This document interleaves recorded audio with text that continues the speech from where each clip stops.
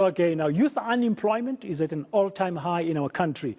While getting a tertiary qualification can improve your chances of getting a job, government is now urging the youth to also consider TVET colleges. But with the shambles at the funding scheme NSFAS and changes to funding models, what does this actually mean for students? Our reporter Hloni Mtimikulu has been finding out and joins us now to give us an update. Hloni, good afternoon. Welcome to Today Again. So this issue of NSFAS and TVET colleges coming up again. The Minister of Higher Education, Blade Nzimande, talking about it today. But there are many issues around this. I mean, one of them is that students always, when they protest, they don't just want money for tuition, it's also money for accommodation. Because there's also an issue of security at institutions, not just that's facing by the staff members, but also by students. Yeah, Bredan, you know, I think it's one thing to have security, or to talk about security issues affecting students. But I think obviously the big one is the security issues that is facing, the security issues that are facing the staff members, you know, and the fact that I think it's 2 bodyguards from the Forte VC that have been killed. And obviously, you know, the VC would have been the target there.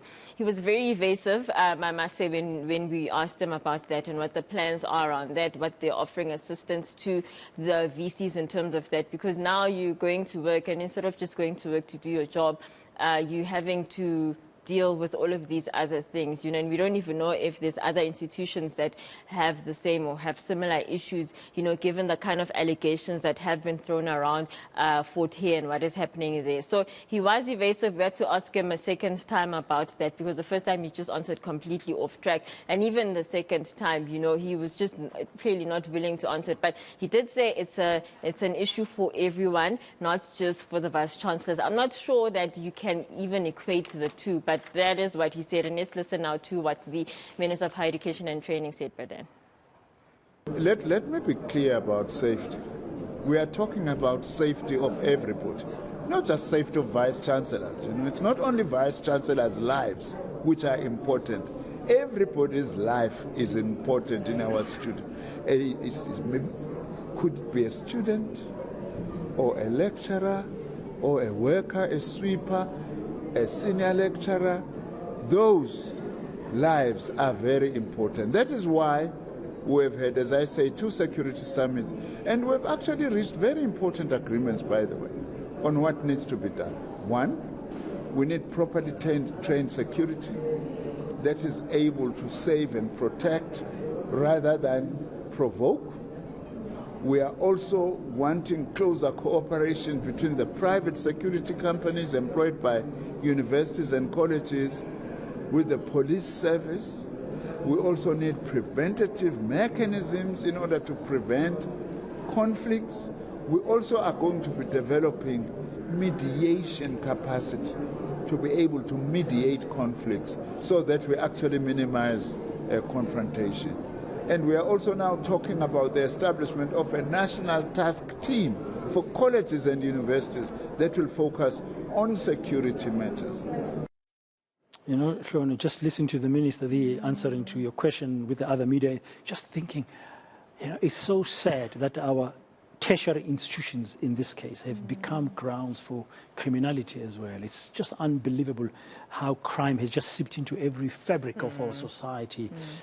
Now, when it comes to NSFAS, the funding scheme, okay, that was a security matter. There's a funding issue. If you're going to be encouraging young people to consider TVET colleges, you have to try and sort out the challenges that NSFAS is facing. Sometimes you can think there's a lot of turmoil going on there, but the minister did not seem to be fazed by this. No, not at all. And you know, of course, that the CEO of NSFAS has been suspended and there are investigations around that. But the minister says, you know, there will be money that is dispersed to students. They don't have all the money to disperse to students, but it will happen. They're looking at other avenues. You know, they're talking about that public partnership around doing that. But all of these things will continue or will happen as they need to, you know, regardless of all of these things that are happening on the side of the financial aid scheme that is meant to be funding these students. He did say it'll be looking around different institutions, different models, different entities to try and find funding for students. I just want to say that we spoke to a student union that was part of this summit, and they received money from NSFAS, but it's not enough, and they've had to fight for that money. They've had to take to the streets. The minister says, oh, please don't take to the streets. Be calm when you take to the streets. And yet this is your life that is going by. Meanwhile, you're waiting. But let's just hear where this money is meant to come from the minister, Bredan. We are looking at institutions like the Public Investment Commission, which is handling the government employees' pension fund. We are looking also at other sources of funds, pension funds, retirement funds, that could be available who would actually like to be part of this system, but also government guarantees we are also exploring, such that those who can be able to lend are able to be assured that they will get their money back in case there's default. Okay, finally, Hloni, before I let you go, the TVET colleges is like the big issue, and quite correctly, we need those kind of skills. And the more of those skills we have, the better, hopefully, prospects for employment for our young people. But how effective are the TVET colleges? Well, that is the question, Bredan. I mean, the minister himself, the DG also, they did admit that things aren't going as well as they should be or they could be. Students start, but they don't get to the end of the qualification. The N3 completion rate in 2021 was something like 44%. It rose to about 90% last year. But the N6, which I think is the equivalent of a post-school qualification, that dropped to 24.5% for 2022. So you have to ask, where did all of these people go? What is happening? That you've got this system in place that learners are supposed to benefit from. You've got the NSFAS funding issues, of course, around that.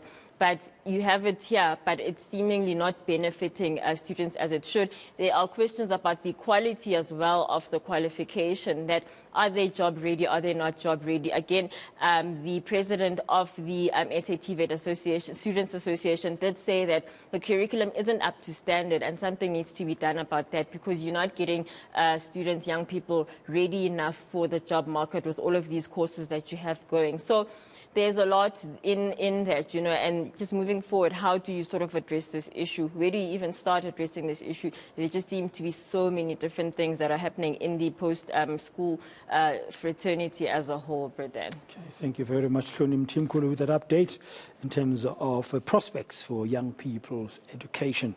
TVET College is still very much at the center of trying to resolve skills shortage for the future.